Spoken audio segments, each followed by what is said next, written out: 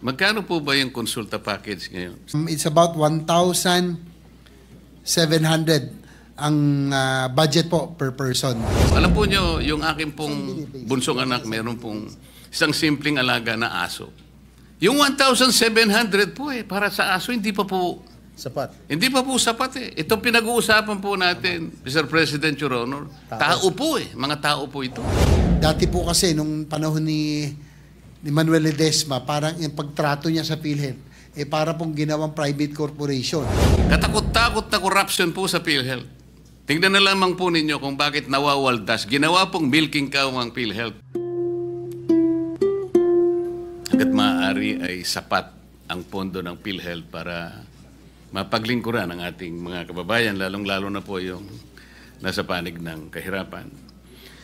Ngunit dahil po sa experience natin sa PhilHealth, sa kanilang pamamaraan kung paano itaguyod ang kanilang mandato, ay hindi naman sila makapagbibigay sa atin talaga ng magandang record. Unang-una na po ay halimbawa po yung konsulta package, Mr. President. Magkano po ba yung konsulta package ngayon, Mr. President?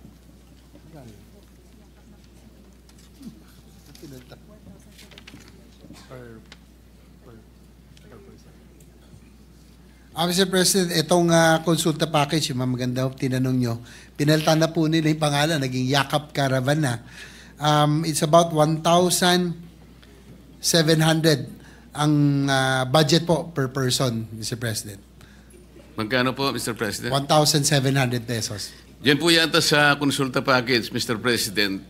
Kasama pa po yata yung serbisyo ng doktor, tama po? Yes, Mr. President, kasama po yung serbisyo ng doktor, basic check-ups, no? Lab test, and yung pinaka-basic po na kasama po yung laboratorio, Mr. President. Dapat po, kasama po, Mr. Sa President. palagay po ninyo, magkano po? 1,700. Sa 1,700 po ba, Mr. President, kasama na po yung serbisyo ng doktor, laboratorio.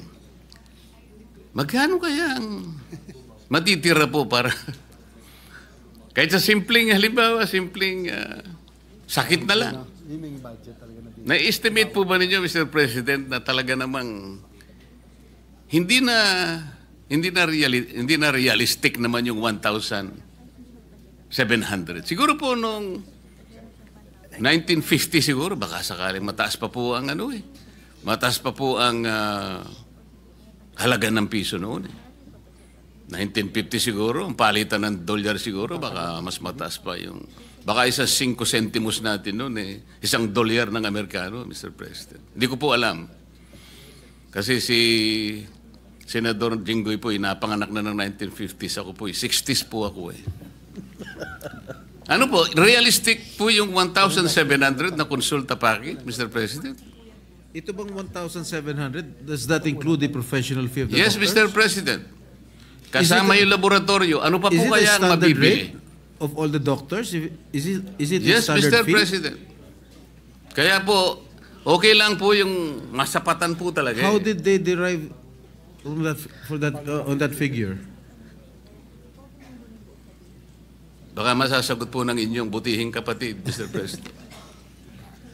Yes, Mr. President, sa totoo lang po na medyo, kung titignan nyo, 1,700 for the basic check-ups and lab test, including doctors, para pong ulo pa. Pero tinaas na po natin tinaas na po ito na, nung una po ay 1,200. So ngayon po ay 1,700. Pero sana nga po ay inaano natin ng PhilHealth na aside from the case rates at iba pa, na magtaas po sila para naman maging mas maging katotohanan. Tama po kayo. And I agree with you na hindi na ho realistic. Pero kahit pa paano, this is the budget that was given to all Do you have any breakdown of it? Kasi ang laboratory test, pagka CBC, yung complete blood count, lagpas 1,000 na po yan. Kung kumpleto talaga yung gusto nyo malaman sa inyong sa resulta sa blood test. Tapos may doctor's fee pa. I don't think that is sufficient enough. In 1,700 is sufficient enough. Yun nga po That's ang my aking take. tinatanong, Mr. President, kung sino po ang kumuwenta nito. Kung ang kumuwenta po nito ay taga dito sa ating bansa o baka naman po sa ibang bansa po na ibang klaseng salapi ang kanilang ginamit. Kaya nakakapagtaka po, pag pinag-uusapan po natin ng isang napakamahalagang pasilidad na talagang magiging sandigan po ng ating mga kababayan sa panahon ng kanilang karamdaman. Pero kung 1,700 po, alam po nyo, yung aking pong bunsong anak, meron pong isang simpleng alaga na aso. Alam po ba ninyo kung magkano po ang nagagastan niya yung parang paliguan? Kasi po may shampoo pa po yata ang importante na yung meron tagagupit po ng kanyang pati kuko po ginugupit at nagkaroon po ng Grooming. yung 1,700 po para sa aso hindi pa po Sapat. sapat eh. Ito pinag-uusapan po natin, Mr. President, Your Honor. Tao po mga tao po ito eh. Kaya po, hindi po magiging maganda kahit na po pag-usapan natin ang napakagandang pinaka-noblest na objective po ng PhilHealth. Kapag ka itong ganitong klaseng mga pamamaraan ay hindi po nila talaga babalikatin, para lang po tayong nagpapatintero dito, Mr. President. Tingnan po ninyo, Mr. President. Based on PhilHealth's latest data, while 102 million Filipinos have registered with PhilHealth, only 27.8 million or 24% are enrolled with Consulta. So, naka-enroll po sa Consulta. Ilan percent po?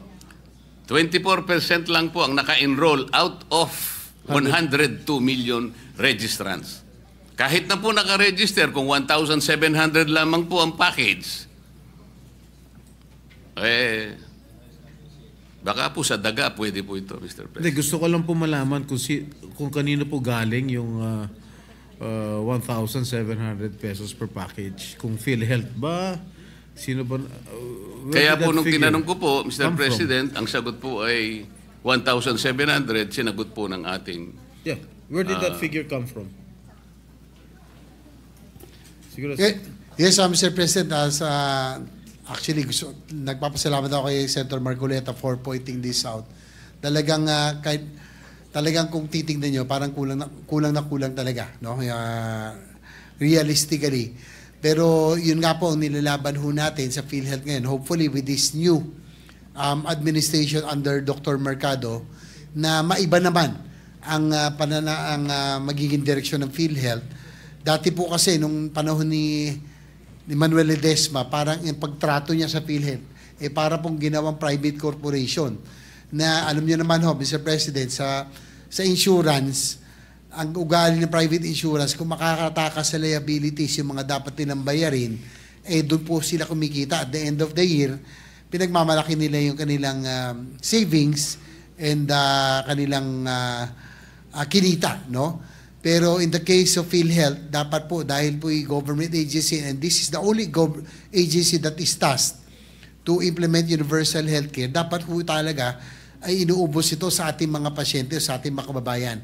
Hopefully, Mr. President, with the new PhilHealth head who committed to adjust yung pong kanilang case rates, and they committed also to increase the participation of PhilHealth in every hospital billing, siguro dapat maitaas na rin po natin. And sana po maitaas na rin po natin ito pong iba pang mga bagay tulad ng pong itong sa konsulta package, no, na yung 1,700. If we can only increase all of this, hopefully ano na nila, maiayos na po nila. Sabay nung nga cases ay mas malaking bagay po, Mr. President. Kailan po umupo yung bagong head, Mr. President, ng PhilHealth na sinasabi po ninyo? Kung hindi ako nagkakamali, Mr. President, parang 3 buwan pa lamang po siyang nakakaupo, no? or bandang June, no? Hindi po, palagay ko, isang taon na po siya nakakaupo tagal na. mula nang palitan niya si Ledesma. Ledesma. Wala pa, no? For the record po, Siguro ano pa, siguro March or April ho, Mr. President. Kasi nung kamakailan nandito pa si Ginoong Ledesma nung huling budget hearing na naging mainit pa nga yung ating deliberation on the floor, no? Nung nandito siya sa akin pagkakalam. Sa bandang Marso yata or February or March nung nakaupo si Dr. Mercado, Mr. Yeah, President. again, with the permission of Senator Marcoleta, where did those figures come from, itong 1,700? Did it come from PhilHealth? Ito sa konsulta package. Yes, Your Honor, Mr. President, that It I came came from from PhilHealth. PhilHealth. Alright. sa mga kapatid, mahigit na po siyang kalahating taon na siya ang head po ng PhilHealth, Mr. President. Tama po, Mr. President, halos kalahating taon na pala. Kasi po, sa tala po, ito po babasahin ko. First patient encounter, health advocates estimate that only 1% of the total population actually availed of consulta benefits. 1% pa lamang po, Mr. President, ang nakabenepisyo na po sa, ewan ko po kung paano na benefit sa 1,700. Pero 1% lang po, Mr. President. So kung 1%, ilan po yung pasyente na yun? O isa 115 million po tayo. 100,000 lang po siguro ang na-benefit. O baka hindi, mahina po tayo No, out sa of the kwenta. 100 million, you mentioned earlier, 24% lang yung nag-avail ng konsulta package. 100,000 lang. Ganun po ang kaawa-awang kalagayan ng PhilHealth. Tayo pong lahat gustong sumuporta eh. Kung kinakailangan pong lahat na po ng kayamanan ng Pilipinas, ibigay na po natin sa PhilHealth. Ngunit kailangan po namang ito ay talagang ayusin. Para sa ganun, yung perang ibibigay at ipagtitiwala sa kanila, mapakinabangan po ng nangangailangan. Yun lang naman po yung pakiusap. Isa pa po, Mr. President, katakot-takot na corruption po sa PhilHealth. Tingnan na lamang po ninyo kung bakit nawawaldas. Ginawa pong milking cow ang PhilHealth nung kami po ay inimbestiga namin niya. Lahat po, hindi ko naman po nilalahat ang mga healthcare institutions. Ngunit sa dami po ng bilang na talagang dinisiplinahan ng PhilHealth, halos lahat po. Kunwari po, na-admit ang isang pasyente. 2 days lang pong nag-admit. Gagawin pong 7 days o kaya 10 days. Para sa ganun po ay singilin sa PhilHealth at paghahati-hatian po yung kanilang nakulimpan. Minsan naman po ang sakit ay hindi naman malala. Sipon. Gagawin pong pulmonya. Isip-isipin po ninyo yung gagawin nila. Ito pa po yung panghuli. Para naman po natapos na po ako. Magkano po ba yung ano yung tawag doon? Thermodialysis, Mr. President Juro. Magkano po ba yung nagagastos natin sa isang session ng Magkano per 3,000? hemodialysis? Magkano? Mga 3,000. Mga 3,000. 6,300 na ngayon? Ganun? Mahal na. 6,300 na? Your Honor, Mr. President, sa huli pong itong latest, nasa 6,350 na per session. Per Your session? Ang Dati po nasa binabasa, 3,000 lang eh. Pero Per ngayon, session or per cycle? per session? Per session, Your Honor, Mr. President. So one day? 6,000? 6,350.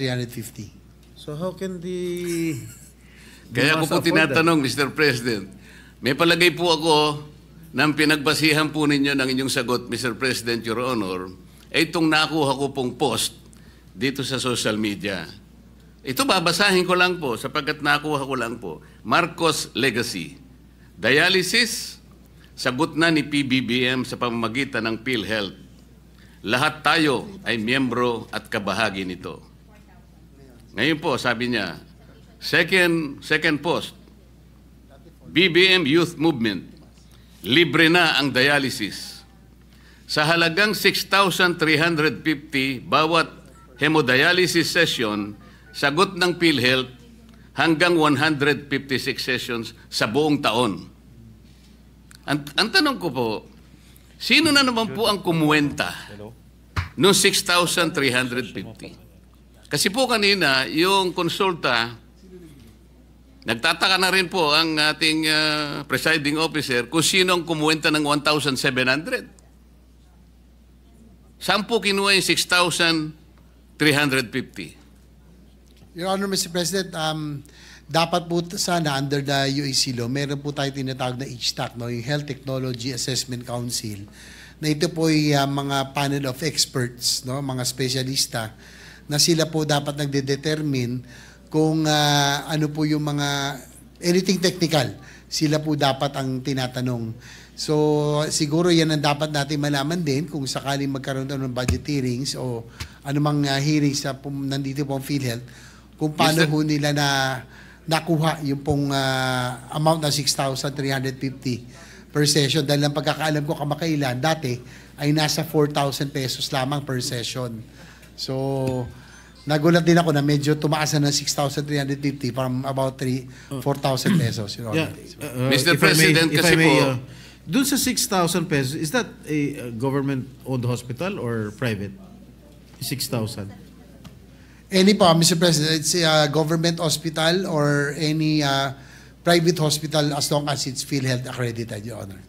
Hindi, kasi I just called up my brother who is undergoing dialysis. Tinanong ko lang kung magkano yung per session. Ang sinabi niya, 10,000. Well, it's in a private hospital. ako naman po, Mr. President, nagtanong-tanong po ako, ang nakukuha ko 500 to 600 pesos. Kasi per session.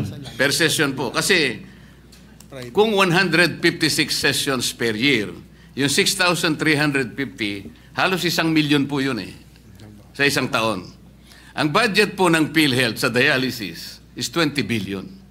Sa mga katwid, kung ito po ang batayan na halaga, 6,350, 20,000 patients lang po ang kakasa sa 20 billion. Magkano po ba ang isang dialysis machine, Mr. President? Between 600 to 700, 600 to 800 pesos. Kinuwenta ko na lamang po sa 500, na yun po yung nakukuha ko pong feedback sa mga nagpapadialysis. Hindi po dapat 20,000 ang magikinabang, tinaas na naman po nila. At the very least, Mr. President, 240,000 ang dapat makinabang. Ito na naman po, pag hindi nyo binantayan, this is again a possible source of corruption. Maraming salamat po, Mr. President. Thank you, Senator Marcoleta, for enlightening us through your interpellation. Senator Erwin Tulfo? Yes, Mr. President, marami nagpapasalamat tayo kay Senator Marcoleta. Actually, marami pang dapat talagang ayusin din ng PhilHealth, no? Yung mga binanggit nyo kanina, yung mga upcasing cases, yung mga cataract scam at iba pa, yan ay talagang dapat din nating masiguro na hindi na po mangyayari para mas magamit na maayos yung pong pondo ng PhilHealth.